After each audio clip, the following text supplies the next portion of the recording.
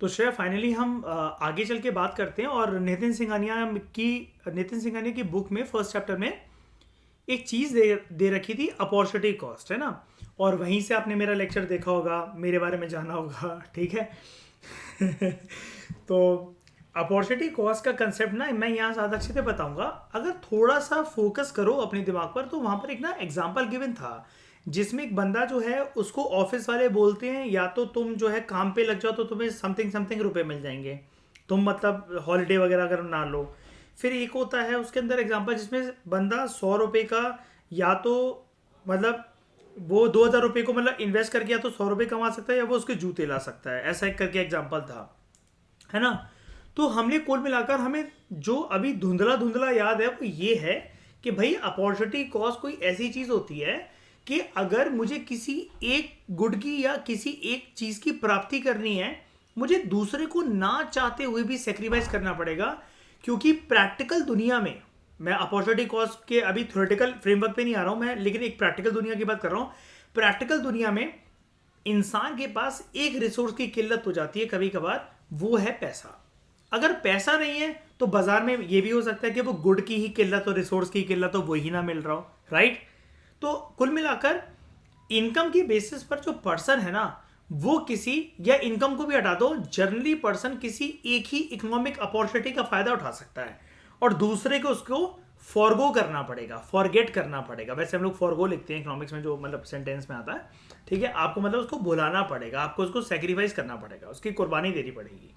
तो सीखते हैं अपॉर्चुनिटी कॉस्ट। और Shreya, I promise much much much much better तरीके से आपको यहाँ पर जो सिनेरियो मिलेगा ना, जो अंडरस्टैंडिंग मिलेगी अपॉर्चुनिटी कॉस्ट की, उसके बाद आपको ये अपॉर्चुनिटी कॉस्ट और अगला टॉपिक जो आएगा एमओसी, मार्जिनल अपॉर्चुनिटी कॉस्ट। इसके बाद वो फर्स्ट चैप्टर नितिन सिंघानिया का आपको नहीं देखना पड़ेगा, ठीक है। पीपीसी मैंने कवर करवाई दिया, what to produce, how to produce, whom to produce cover करवाई दिया। लैंड, लेबर, कैपिटल, एंटरप्राइज, उनसे मिली, उनसे उनको प्राप्त होते हुए rent, wages, interest and profit, ये भी कवर करवा दिया मैंने आपको। फिर मैंने आपको कवर करवाया capitalist economy, socialist economy, mixed economy, ठीक है।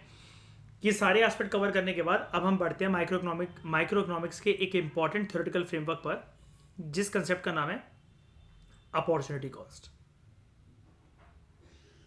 क्या मतलब होता है इसका? अपॉर्चुनिटी कॉस्ट किसी भी एक्टिविटी की निकाली जाती है। तो किसी भी एक्स वाई जेड एक्टिविटी को अगर हम कह रहे हैं कि इसकी एक फलाना फलाना अपॉर्चुनिटी कॉस्ट है, तो opportunity cost of an activity is the value of the next best alternative for gone. आपने एक प्रेजेंट गुड को या एक्टिविटी के अंदर एंगेज होने के लिए, प्रेजेंट या कोई भी चीज है, सर्विस या गुड की प्राप्ति के लिए आपने एक को अगर पाया है, तो आपने सेक्रीफाइस किसको करा है? नेक्स्ट बेस्ट ऑल्टरनेटिव क्या था आपके लिए अवेलेबल, जो जिसको आपने नहीं प्राप्त करा, आपने प्रेजेंट किसी एक चीज को चूज करा, ठीक है। तो simply put, opportunity cost of a given activity is the cost of next best alternative. उसकी कीमत को कहते हैं next best alternative that is given up by you. आपने त्याग दिया, उसे छोड़ दिया। जैसे ऑफिस में आपको किसी चीज का बोनस मिल रहा है, लेकिन वो बोनस मिल रहा है आपको फेस्टिव सीजन के टाइम पर, कि 11 और 12 को तुम्हें काम करना है, जैसे तुम काम करती हो छोटी दिवाली और बड़ी दिवाली पर, ठीक है। और तुम्हारे 5,000 रुपये हो जाएंगे अगर तुम 2 दिन काम कर लेती हो। और हॉलीडे अगर ले जाना है अगर आपको हॉलीडे पे, तो फिर आपको कुछ भी नहीं मिलेगा। मतलब ऑफिस वाले आपके सामने ये कंडीशन रखते हैं। अब आप कोई एक ही चीज तो कर सकते हो ना, है ना। या तो आप बोनस ले लो, या उन 5,000 रुपये को छोड़ दो अपने घर आने के लिए, या फिर छुट्टी लेने के लिए, रिलैक्स करने के लिए। तो हम लोग एक एग्जांपल लेते हैं, मतलब एक को तो आपको सेक्रीफाइस करना ही पड़ेगा ना, नेक्स्ट बेस्ट ऑल्टरनेटिव को आपको गिव अप करना ही पड़ेगा। तो वो आपके लिए हो जाएगा अपॉर्चुनिटी कॉस्ट।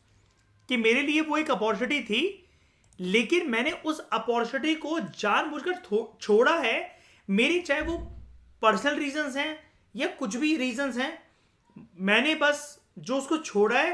तो हर एक अपॉर्चुनिटी जिसको आप छोड़ते हो, उसको उसके लिए आपको एक कॉस्ट बियर करनी पड़ती है, इकोनॉमिक्स कहता है। तो एग्जांपल के तौर पर हम समझते हैं, suppose a given piece of land which is equally fit for the production of rice, wheat and gram. मतलब एक किसान है, उसके पास जमीन लिमिटेड है, उसके पास जमीन एक लिमिटेड है। अब वहां पर या तो चावल उग सकते हैं, या गेहूं की खेती हो सकती है, या चने की खेती हो सकती है। अगर मान लो कि हम फर्स्ट कैटेगरी के किसान हैं और हम चावल उगाने की सोचते हैं, ठीक है, चावल से हमें मिल रहे हैं 10,000 रुपये। अगर हम गेहूं उगाते हैं तो 9,000 रुपये की इनकम की प्राप्ति हो जाएगी, और वहीं अगर चने की खेती करते हैं तो हमें 8,000 रुपये मिलेंगे। यानी कि एक पर्टिकुलर लैंड पर किसान के पास यहां पर कितनी कितनी अपॉर्चुनिटीज अवेलेबल है? 3। अब ये मत कहना तीनों अवेलेबल है, बिकॉज ज्यादातर किसान ऑल ओवर इंडिया 95% किसान मल्टीपल क्रॉपिंग नहीं करते हैं एक सिमिलर क्रॉपिंग एक सिंगल क्रॉपिंग सीजन में, एक सिंगल क्रॉपिंग साइकिल में। मल्टीपल क्रॉपिंग अलग अलग सीजन में होती है वो, बट ऑब्वियसली बात है कि मतलब लैंड को आइडल नहीं छोड़ना है, कुछ ना कुछ अलग अलग सीजन में क्रॉप उगाते जाना है। लेकिन एक ही खेत पर एक ही सीजन से रिलेटेड 3 लेयर की क्रॉप्स लगी हों, ऐसा हमारे देश में 95% 95% टाइम नहीं होता है ना। यहां पर फार्मर्स के पास 3 अपॉर्चुनिटीज हैं, लेकिन उनमें से कोई एक ही वो प्रैक्टिकल तरीके से इंप्लीमेंट कर सकता है 3 अपॉर्चुनिटीज के साथ। यानी कि आप कह सकते हो कि 3 ऑल्टरनेटिव्स अवेलेबल है। अब वेदर टू प्रोड्यूस, या तो राइस उस जमीन पर या खेती कर ले वो, या चावल की, या गेहूं की, या चने की।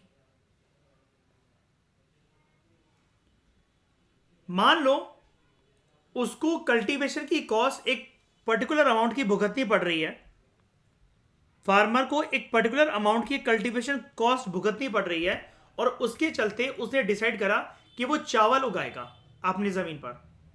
चावल से कितनी आमदनी मिल जा रही है? 10,000।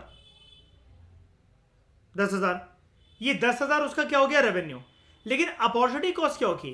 अपॉर्चुनिटी कॉस्ट की डेफिनेशन होती है नेक्स्ट बेस्ट ऑल्टरनेटिव, जिसको आपने गिव अप करा है, जिसको आपने सेक्रीफाइस करा है। तो अगर वो चावल नहीं उगा रहा होता तो नेक्स्ट बेस्ट ऑल्टरनेटिव क्या था? किसी भी कारणवश चावल वहां पर नहीं हो सकते श्रेया। मान लो कि हम लोग जो है राजस्थान में चावल उगाने की सोच रहे हैं, पानी नहीं है वहां पर, कोई फायदा ही नहीं है।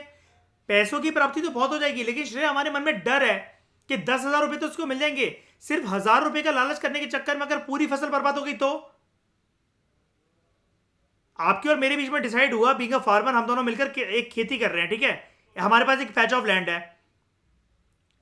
मैंने आपसे बोला कि श्रेया ये जो अगर हम इस क्रॉपिंग सीजन में चावल की खेती यहां पर कर ले तो 10,000 रुपए की इनकम मिलेगी हमें। सबसे हाईएस्ट रेट चल रहा है किसी भी अनाज को बेचने का बाजार के अंदर, वो है चावल का। आपने बोला लेकिन आप ये दिमाग तो लड़ाओ कि हम जो हैं ये खेती बाड़ी जो कर रहे हैं चावल की, ये राजस्थान में कर रहे हैं, कहां से लाओगे इतना पानी रोज रोज? और आपको पता ना चावल की खेती के लिए बहुत ज्यादा पानी चाहिए होता है ना। तो जिस भी एक्टिविटी को आप कर रहे होते हो श्रेया, वो अपॉर्चुनिटी कॉस्ट नहीं होती है। करने के बाद जिसको नेक्स्ट बेस्ट ऑल्टरनेटिव जो आपके लिए अवेलेबल था, जिसको आप सेक्रीफाइस कर रहे हो, वो आपकी अपॉर्चुनिटी कॉस्ट है कि यार ये मेरे पास अपॉर्चुनिटी थी, लेकिन इसको मैंने प्रेजेंट एक चीज के लिए सेक्रीफाइस मुझे करना पड़ा या मैंने कर दी, राइट। तो clearly opportunity cost of producing rice will be 9,000। मतलब चावल को उगाने की अपॉर्चुनिटी कॉस्ट कितनी आ रही है? 9,000। बिकॉज अगर पर्सन चावल नहीं उगा रहा होता 10,000 रुपए के लालच के चक्कर में, तो वो क्या उगा रहा होता? वीट उगा रहा होता है ना। चावल को उगाने की अपॉर्चुनिटी कॉस्ट 9,000 होगी। क्यों? Because it is the value of next best alternative between wheat which is yielding 9,000 rupees and grams yielding 8,000 rupees। अगर वो wheat उगा रहा होता तो अपॉर्चुनिटी कॉस्ट क्या होती?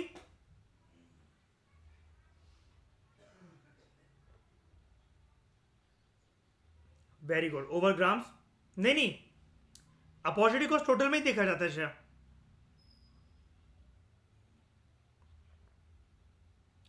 ग्राम्स की कीमत, लागत मतलब कीमत नहीं, सॉरी, रेवेन्यू कितना मिल जाता है उसको ग्राम्स को उगाने से? तो 8,000 अपॉर्चुनिटी कॉस्ट होगी। नहीं, वो तो करते हैं, मैं आपको ये बता रहा हूं, हमेशा अपॉर्चुनिटी कॉस्ट वो होती है, बात उसकी नहीं होती। यहां पर तो अभी आपको ये दिख रहा है, अरे सर अच्छा तो करा, अच्छा तो करा कि इसने 10,000 रुपए का सौदा करा, 9,000 वाले को छोड़कर 9,000 कम है। लेकिन अब आप, अगर मैं इसको बोलूं आपसे, आप राजस्थान में होते तो आप चावल उगा लेते क्या? हम चावल को छोड़कर कहां चलते? वीट की प्रोडक्शन पर।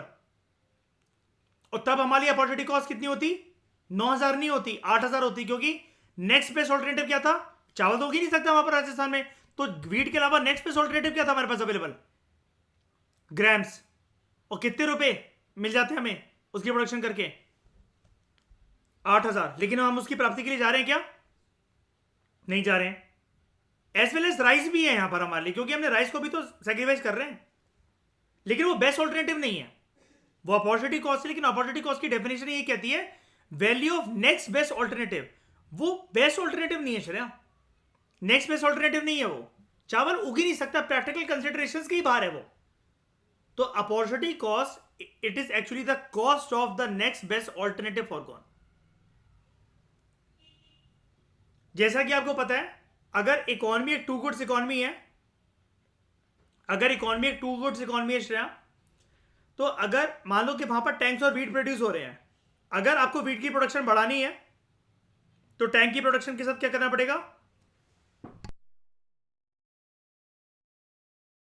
कम करनी पड़ेगी। और वहीं पर अगर आपको टैंक्स की प्रोडक्शन बढ़ानी है तो वीट की कम करनी पड़ेगी। Because in order to produce one extra quantity of a particular good a, you need to sacrifice some quantity of good B in order to produce additional unit of good A, right?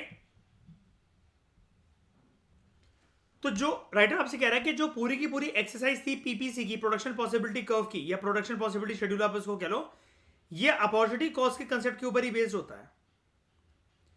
Because आप यहां पर किसी एक चीज को extra produce करने के लिए किसी को तो सैक्रिफाइस कर रहे हो ना श्रेया।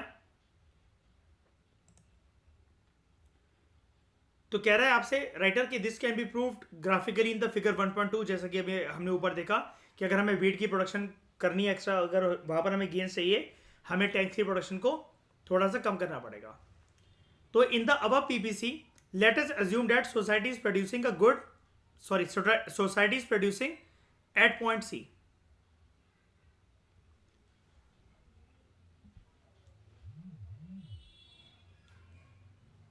ये रहा, इस पॉइंट पर सोसाइटी प्रोड्यूस कर रही है। अब मुझे एक बात बताओ, ये सी पॉइंट को छोड़ो, कोई सा भी जो पॉइंट श्रेया पीपीसी के ऊपर होता है, वो क्या दर्शाता है, हमें क्या बताता है?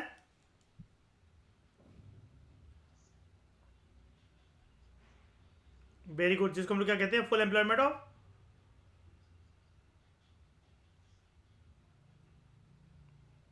Plus full employment of technology. और टेक्नोलॉजी चेंज होती है क्या? नहीं नहीं नहीं, इट शुड रिमेन कांस्टेंट।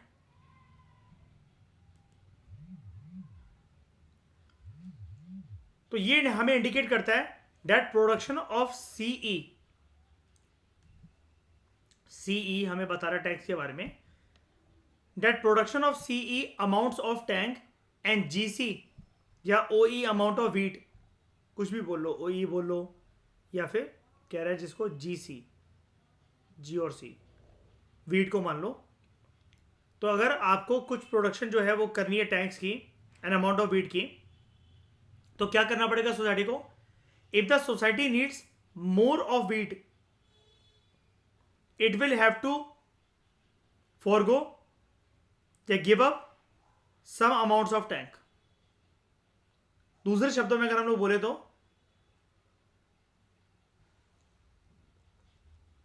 आप यहां पर एडिशनली क्या प्रोड्यूस कर रहे हो? वीट। लेकिन उस वीट की प्रोडक्शन के चलते आपको क्या सेक्रीफाइस करना पड़ रहा है? Some quantity of some amount of tanks. तो अमाउंट ऑफ टैंक, जितने टैंक आप सेक्रीफाइस कर रहे हो, वो क्या हो गया आपका? Opportunity cost. किसका opportunity cost? Amount of wheat का। कितने गेहूं आप प्रोडक्शन, कितने गेहूं की प्रोडक्शन करके आप, चाहे वो क्वांटिटी हो चाहे वो क्विंटल हो, कुछ भी हो, कितने केजी या कितने क्विंटल ऑफ गेहूं की प्रोडक्शन करके आप जो है नेक्स्ट बेस्ट प्रोडक्शन को सेक्रीफाइस कर रहे हो, टैंक सी प्रोडक्शन को, तो हुआ related opportunity cost of PPC, क्योंकि इस कंसेप्ट को हम ग्राफिकली तो डिनोट कर ही सकते हैं पीपीसी की फॉर्मेट में,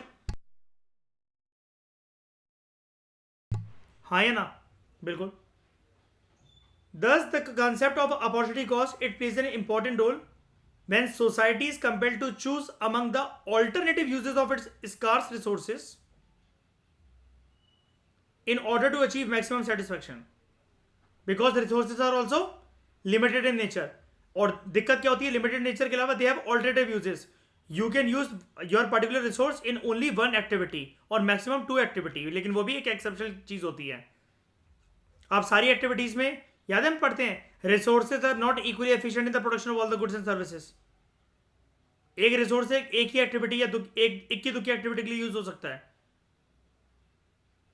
it also means that the question of opportunity cost, it arises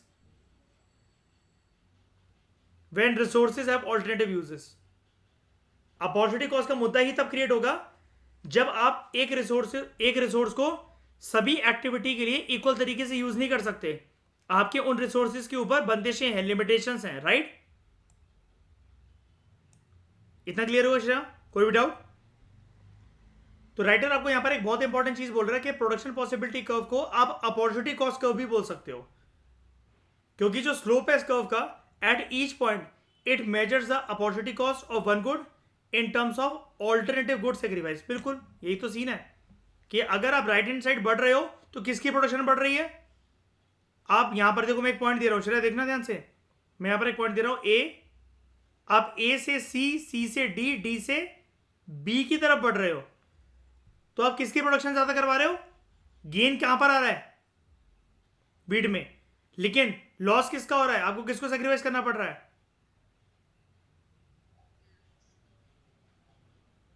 tax को.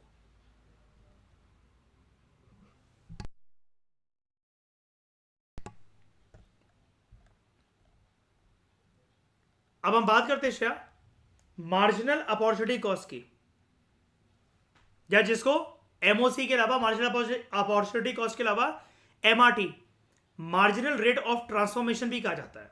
कुछ भी कह लो, एमओसी कह लो, एमआरटी कह लो. मार्जिनल अपॉर्चुनिटी कॉस्ट क्या होता है? इकोनॉमिक्स में हमेशा याद रखना श्रेया, जैसे टोटलिटी के लिए हम लोग वर्ड यूज करते हैं ना, एग्रीगेट. एग्रीगेट हमेशा +1 के लिए, +1 जिसको हम लोग कहते हैं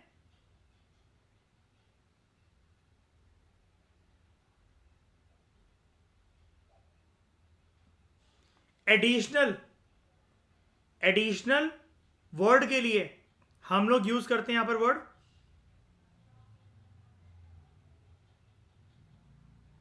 मार्जिनल. क्या यूज करते हैं? मार्जिनल. मैक्रो में याद है टोटलिटी को बोलते हैं एग्रीगेट. इकोनॉमिक टर्म्स हैं, बस कंफ्यूज होने वाली कोई बात ही नहीं है. अगर आपको इकोनॉमिक्स में कभी भी किसी को ये बोलना कि मैंने एडिशनली ये चीज प्रोड्यूस करी है, इसका +1 करा, माइनस कुछ नहीं है श्रेया, ना वो माइनस है ना वो सेम पोजीशन पे है, उसके अंदर सिर्फ प्लस होने वाला है. एक भी एडिशनल यूनिट अगर आप गुड प्रोड्यूस करते हो या कुछ भी एडिशनल कोई भी चीज हो रही है, बात है कि ऐड हो रहा है, सब्ट्रैक्ट कुछ नहीं हो रहा, ना सेम हो रहा है, इक्वल टू नहीं है, सब्ट्रैक्शन नहीं है, एडिशन है. उसको हम लोग क्या बोलते हैं माइक्रो इकोनॉमिक्स के अंदर या इकोनॉमिक्स के अंदर? Marginal word. तो मार्जिनल अपॉर्चुनिटी कॉस्ट क्या हुआ? एक पर्टिकुलर गुड का एमओसी या एमआरटी क्या होता है? से वीट की आप एक्स्ट्रा प्रोडक्शन कर रहे हो ना, अगर आप एक्स्ट्रा प्रोडक्शन वीट की कर रहे हो तो आपको कुछ अमाउंट जो है टैंक से सेक्रीफाइस करने पड़ेंगे. लेकिन सवाल ये उठता है ना श्रेया कि कितने टैंक्स को सेक्रीफाइस करना पड़ेगा जब कितनी प्रोडक्शन हो रही है वीट्स की, राइट? गेहूं कितना पैदा हो रहा है और उसी प्रोडक्शन के चलते कितने टैंक सेक्रीफाइस करने पड़ेंगे, राइट? 5 करने पड़ेंगे, 10 करने पड़ेंगे, 15 करने पड़ेंगे, 500 करने पड़ेंगे, 50,000 करने पड़ेंगे, कितने? एक उसका कोई नंबर तो होगा ना. ये हमें पता लगता है श्रेया एमओसी से. मार्जिनल अपॉर्चुनिटी कॉस्ट एक पर्टिकुलर गुड की से वीट की, जैसे यहां पर क्या था, वीट की अपॉर्चुनिटी कॉस्ट क्या थी? Amount of tanks that are to be sacrificed in order to produce wheat.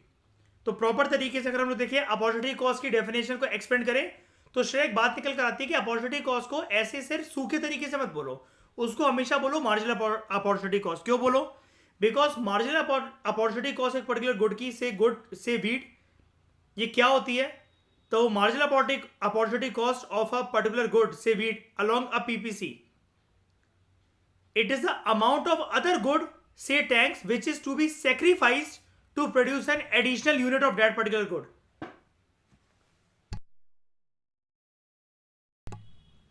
आपको कितने टैंक को सेक्रीफाइस करना पड़ेगा कि आपके पास एक एक्स्ट्रा बोरी गेहूं की आ जाए? आपको कितने टैंक को सेक्रीफाइस करना पड़ेगा कि 1 किलो गेहूं एक्स्ट्रा प्रोड्यूस हो जाए? आपको कितने टैंक को सेक्रीफाइस करना पड़ेगा कि 1 क्विंटल या 1000 किलो, 10,000 किलो या कुछ दाने वीट के एक्स्ट्रा प्रोड्यूस हो जाए? If it is a two good economy hypothetically. मेरी बात समझ पा रहे हो? यहां पर एक पर्टिकुलर गुड हमने लिया वीट, जिसको हमने मेंशन करा पीपीसी पर यहां पर कि भाई ये राइट वर्ड शिफ्ट हो रहा है तो वीट की प्रोडक्शन हम लोग बढ़ा रहे हैं। अगर किसी चीज को बढ़ा रहे हैं तो कुछ सेक्रीफाइस भी तो हो रहा होगा ना। वीट को यहां पर क्यों ले रहे हैं? क्योंकि यही वो है हमारे एग्जांपल के अंदर, ये वही चीज है वीट जिसकी प्रोडक्शन बढ़ रही है, बाकी सब तो है ही नहीं। पहली बात है टैंक्स ही है, it is a two good economy, उसकी सेक्रीफाइस होगी, उसकी कम होगी। वो कम इसलिए होगी बिकॉज ये जो है ये रुक अपना एक्स्ट्रा की तरफ मोड़ रहा है। तो marginal opportunity cost of a particular good along PPC, it is the amount of other good say tanks which is sacrificed to produce an additional unit of that particular good. कितने tanks की कुर्बानी देनी होगी कि कितने extra गेहूं जो है गेहूं की बोरियां प्रोड्यूस हो सके। The rate of this sacrifice is called the marginal opportunity cost. जो रेट होता है ना कि कितने रेट पर आपको कितने कितने टैंक सेक्रीफाइस करते चलने पड़ रहे हैं एडिशनल यूनिट्स ऑफ वीट को प्रोड्यूस करने के लिए, इस रेट को हम लोग क्या कहते हैं? Marginal opportunity cost. तो marginal opportunity cost it is the opportunity cost of good X in terms of good Y sacrificed. यहां पर एक्स क्या है? वीट। यहां पर एक्स क्या है? वीट है ना। यही तो एक्स्ट्रा प्रोड्यूस हो रहा है। तो हमें ये देखना है जब वीट एक एक्स्ट्रा प्रोड्यूस होगा तो कितने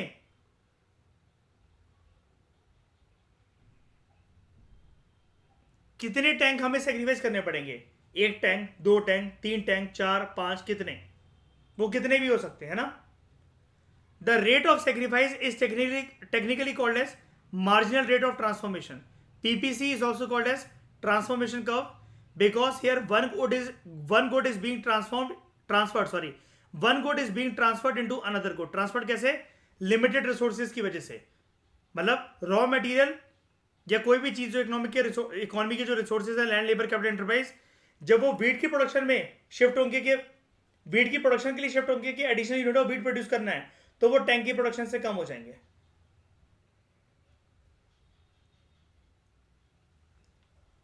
बिकॉज याद है concept that resources are not equally efficient in the production of all the goods and services.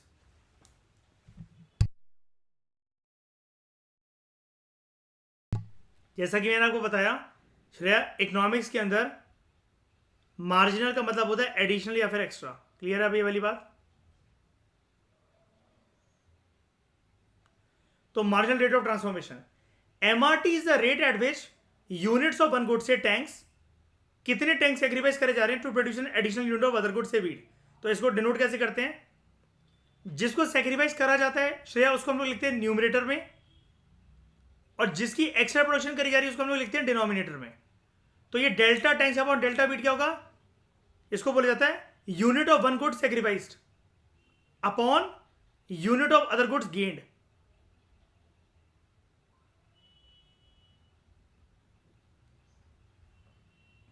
Very good. चलो आप मुझे बता दो,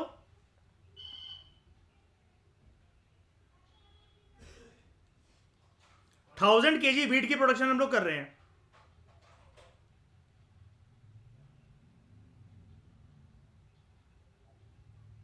आप बताओ कितने टैंक को सेक्रीफाइस करवाऊं?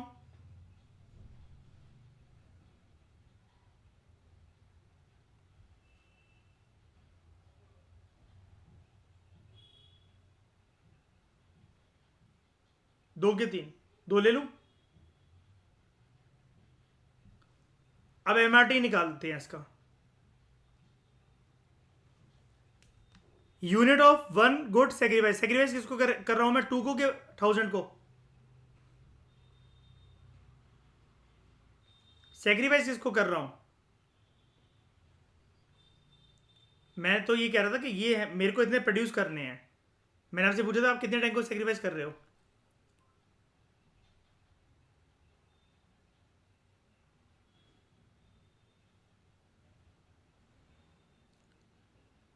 पहले आप बताओ इनमें से क्या आप प्रोड्यूस करवाना चाहते हो, किसको सेक्रीफाइस करवाना चाहते हो? चलो आप ही बता दो, कोई डिफरेंस नहीं है उससे। नहीं नहीं, मैंने न्यूमरेटर थोड़ी लिखा है। मैं तो दो चीजें बताती ले रहा था कि मतलब मैंने आपसे बोला था कि श्रेया मैं 1000 kg अपने देश में वीट प्रोड्यूस कर रहा हूँ। मेरे हिसाब से श्रेया, क्योंकि टैंक ज़्यादा इंपॉर्टेंट नहीं है, गेहूँ ज़्यादा इंपॉर्टेंट है।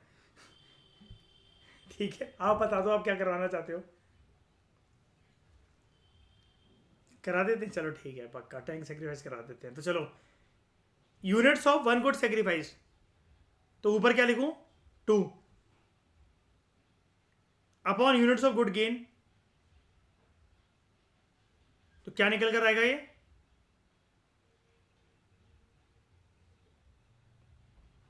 1/500।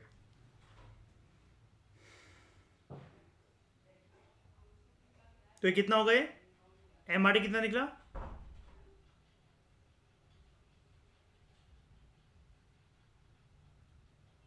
राइट।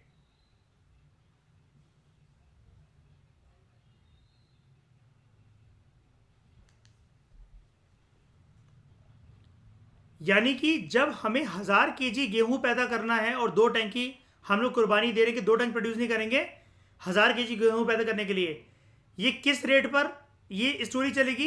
ये रेट ही होता है ना, M R T is the rate, it is the speed at which. तो किस रेट पे चल रहा है? 0.002, राइट। तो for instance if production of 2 tanks is sacrificed to produce one more unit of heat, then MRT is equals to 2T is to 1W। यहां पर हम क्या ले रहे थे? 2T is to 1000 kg। Remember, MRT is the slope of PPC।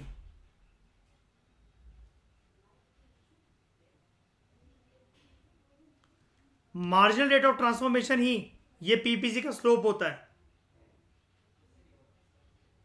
यानी कि कैसा है ये शेप में?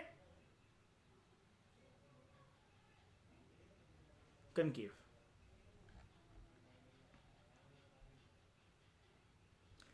तो MRT is the slope of PPC as it shows the ratio between the loss of one good and gain of another good।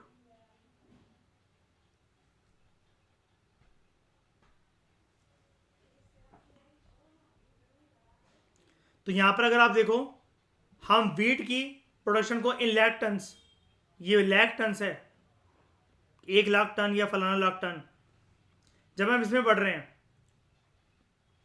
यहां पर जब कुछ भी वीट की प्रोडक्शन नहीं हो रही तो टैंक्स कितने हैं? 15,000। ये थाउजेंड्स में है, ये लाख टन्स में वीट। मैं 1 लाख टन वीट प्रोड्यूस करना चाहता हूं, मुझे एक टैंक जो है वो सेक्रीफाइस करना पड़ेगा। तो मार्जिनल अपॉर्चुनिटी कॉस्ट कितनी होगी? 1। मैं एक को सेक्रीफाइस कर रहा हूं ना, 1 टैंक को। ऐसे ही करते करते मैं 2 लाख टन वीट प्रोड्यूस करना चाह रहा हूं। अब मुझे कितने टैंक सेक्रीफाइस करने पड़ेंगे?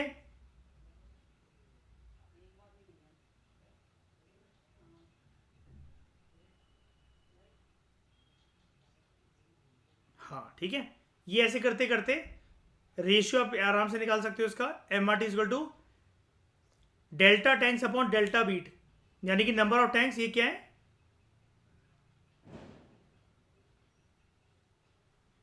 Sacrifice wheats gained.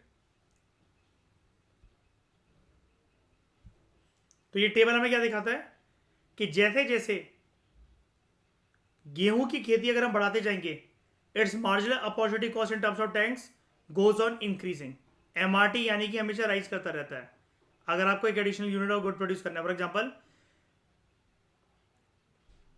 When a society moves from combination A to B, it sacrifices one, that is 15 - 14। ये इसकी कैलकुलेशन की बात कर रहा है, एमओसी की बात कर रहा है, ठीक है, कि मतलब आपको अगर 1 लाख टन वीट प्रोड्यूस करना है तो आपको 1 टैंक सेक्रीफाइस करना पड़ेगा। तो रेशियो कितना निकल कर आएगा, 1 tank is to 1000 tank is to 1 lakh ton wheat. 2000 tanks is equal to ton wheat, ठीक है। तो ये एग्जांपल इतना इंपॉर्टेंट नहीं है, बस अंडरस्टैंडिंग के लिए वहां पर दे रखा है। यहाँ से यहाँ तक तो उसको भूल ही जाओ, फॉर एग्जाम्पल से लेकर इधर तक। तो in short, marginal opportunity cost और MRT of producing additional wheat is increasing in terms of tanks. As the result, slope जो है पीपीसी का, it becomes concave to the origin. हमने ये भी देखा था ना, वो जरूरी नहीं है स्ट्रेट लाइन, और वो कन्वेक्स भी हो सकता है। लेकिन वो हाइपोथेटिकली हमेशा पॉसिबल नहीं होता, प्रैक्टिकल ग्राउंड्स पे पॉसिबल नहीं होता, हाइपोथेटिकली पॉसिबल होता है। तो at the same time, it should be noted that in the case of decreasing marginal opportunity cost, the shape of PPC is convex, whereas in case of constant marginal opportunity cost, PPC is a straight line curve sloping downward to the right. अब हम बात करते हैं shift of PPC. दो ही तरीके से shift हो सकता है पीपीसी, राइटवर्ड या लेफ्टवर्ड। जब वो राइटवर्ड शिफ्ट हो रहा है, वो क्या इंडिकेट करता है, ये वाली लाइन क्या होगी, P1 वाली लाइन,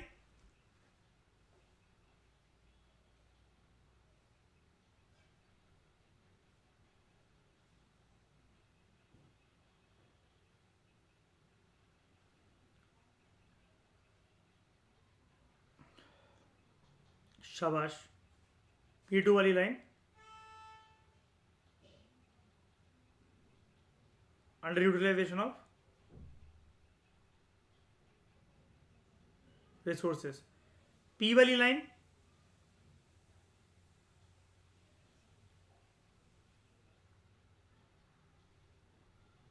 हाँ सही कह रहे हो, full employment of resources plus technology. तो shift of PPC, rightward and leftward. Production possibility curve जो है, ये रिप्रेजेंट करता है हमें various combination of two goods that can be produce with full and efficient use of given resources and available technology. और ये चीजें क्या होती है, ये कांस्टेंट होती है, चेंज नहीं होती टेक्नोलॉजी, है ना। जैसी चल रही है वैसी चलती रहेगी ना, रातों रात खराब होगी ना, रातों रात मिरेकल होकर किसी बंदे के पास कोई हाई फाई टेक्नोलॉजी पहुंच जाएगी। तो clearly PPC curve shifts when there is a change in resources or in technology or both। या तो रिसोर्सेज चेंज होंगे या टेक्नोलॉजी चेंज हो रही है या दोनों चेंज हो रहे हैं, 1+2 दोनों, मतलब 1 मतलब रिसोर्सेज 2 टेक्नोलॉजी। तो PPC curve shifts from its position upward या फिर राइटवर्ड जब टेक्नोलॉजिकल प्रोग्रेस हो या फिर there is increase in the supply of resources like land, labour, capital and entrepreneur। Rightward shift, PPC curve जो है, इट विल शिफ्ट राइटवर्ड्स या outward such as from PP to P1 वो भी P पर है और P1 की तरफ राइटवर्ड शिफ्ट हो जाए। इसके रीजन क्या होंगे, discovery of new stock of resources. याद है पेट्रोलियम वाली बात है इनिशियल चैप्टर में कि जब तक नया तेल का कुआं नहीं मिलेगा या बहुत सारे कुएं ना मिल जाए तब तक पेट्रोलियम का स्टॉक उतना ही रहेगा, कम होता रहेगा वो। लेकिन अगर ऐसा मिल गया तो पीपीसी विल शिफ्ट राइटवर्ड। जब न्यू या फिर बेटर टेक्नोलॉजी जो है वो अवेलेबल है through the work of scientist and engineers, increase in skilled and unskilled labour through population growth. तो राइटवर्ड शिफ्ट क्यों, स्किल्ड या फिर अनस्किल्ड लेबर, लेबर तो लेबर ही है ना कुछ ग्रोथ, ये कॉन्ट्रीब्यूशन तो ये भी कर रहे हैं, मेहनत का काम ये कर लेंगे, दिमाग लगाने वाला काम ये कर लेंगे। तो rightward shift of PPC it implies increase in productive capacity of the economy, जिसका मतलब ये होता है इकोनॉमी जो है वो ज्यादा से ज्यादा 2 गुड प्रोड्यूस कर सकती है। 2 गुड क्यों, बिकॉज इमेजिनेशन के तौर पर हमने ये माना कि it is a two good economy. तो राइटवर्ड शिफ्ट क्या इंडिकेट करता है? Growth. Leftward shift, PP curve shift leftward such as from PP to P two P से लेकर P2 तक। When volume of resources falls due to saturation of some natural resources, जितना natural resources use कर सकती थी country वो सारा उन्होंने कर लिया है, या फिर रिसोर्सेज की डिस्ट्रक्शन हो जाए ड्यू टू, मतलब रिसोर्सेज बचे तो थे लेकिन किसी नेचुरल कैलेमिटी आने की वजह से वो खत्म हो गए due to natural calamity like earthquake, flood, fire. Resources वही है, Shreya land, labour, capital, enterprise. ठीक है। टेक्नोलॉजी जो है वो आउटडेटेड हो गई है, ऑब्सोलीट हो गई है, बेकार हो गई है, रद्दड़ हो गई है। And wear and tear of breakdown of machinery. याद है जिसको हम क्या कहते हैं?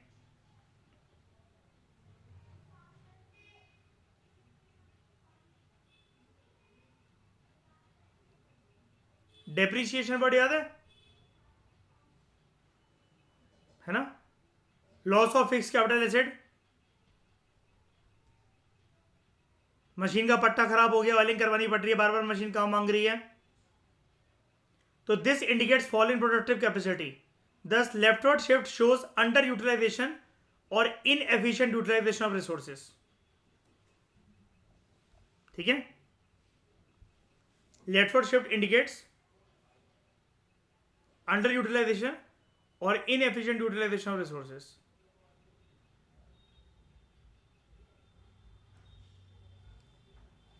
अब मान लेते हैं श्रेया कि अगर किसी एक इकोनॉमी के अंदर बेरोजगारी है बहुत ज्यादा, ठीक है, देखना है क्वेश्चन कितना अच्छा क्वेश्चन है। अगर एक इकोनॉमी में बेरोजगारी है, कुल मिलाकर ज्यादा है कम वो छोड़ो, बेरोजगारी है, तो उससे पीपीसी का कैसे इफेक्ट होगा? इमीडिएटली हमारा रिस्पॉन्स यही होगा, है ना, कि लेफ्टवर्ड शिफ्ट हो जाएगा।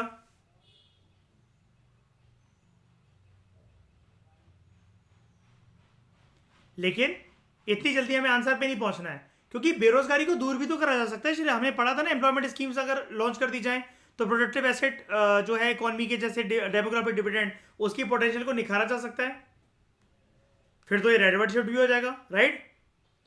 एम्प्लॉयमेंट की सिचुएशन, पीपीसी का शिफ्ट होना, ये इस बात पर डिपेंड करते हैं कि प्रशासन, सरकार, देश की व्यवस्था, हुकूमत क्या कदम ले रही है। हाथ पे हाथ धरे बैठे रहेंगे, लेफ्टवर्ड शिफ्ट होगी होगी, ऑब्वियस सी बात है। लेफ्टवर्ड शिफ्ट हो गई पीपीसी का कर्व। और अगर टाइम पर एम्प्लॉयमेंट स्कीम्स लॉन्च कर दी, राइटवर्ड।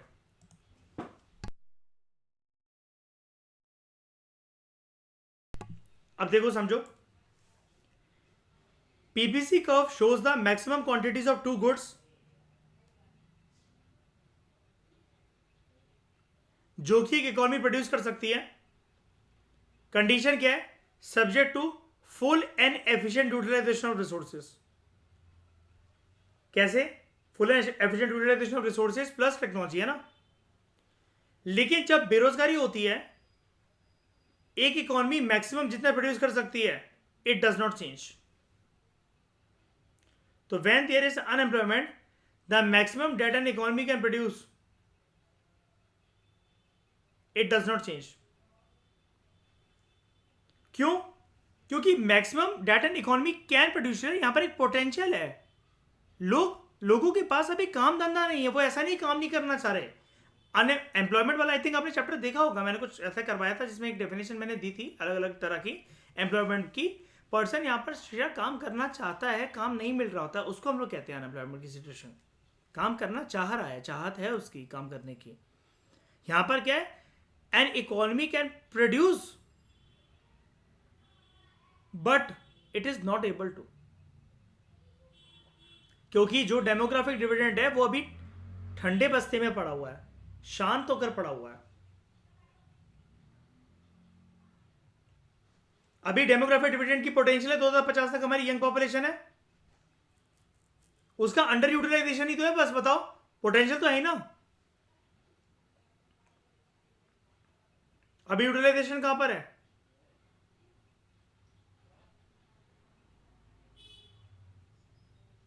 बस यही होगा। अभी यूटिलाइजेशन है इंस्टाग्राम की तरफ, रील्स बना रहे हैं, निब्बे निब्बे टेम्पल रन खेल रहे हैं। The maximum data N economy can produce does not change, so there is no effect on the position of PPC.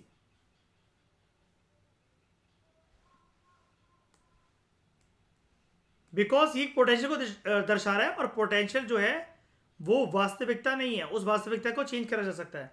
The only thing is that economy is producing below the curve. Resources का क्या हो रहा है? Under utilisation हो रहा है।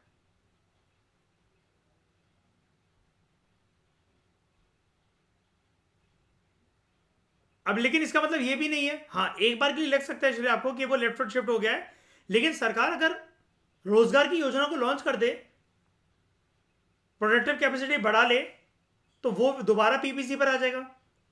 तो if there is massive unemployment, बेरोजगारी हद से ज्यादा है, the PPC will function at a point below the PPC, जिसको हम क्या बोलते हैं? Situation of under utilisation of resources, right? Because there is no change in the productive capacity, but PPC shifts leftward due to abrupt fall in the productive capacity.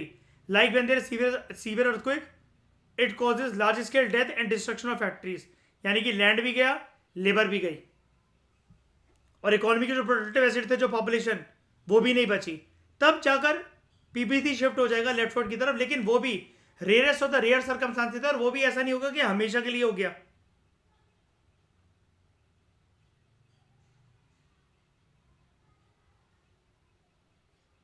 Clear हुआ? तो इसी के साथ श्रेया हमारा चैप्टर कॉम्प्रिहेंसिव तरीके से complete हुआ, ठीक है, जिसका नाम था introduction to micro economic concepts. अब आपको चैप्टर 1 जो है नितिन सिंघानिया, उसके अंदर कोई दिक्कत नहीं आने वाली है। Thank you very much for discussion.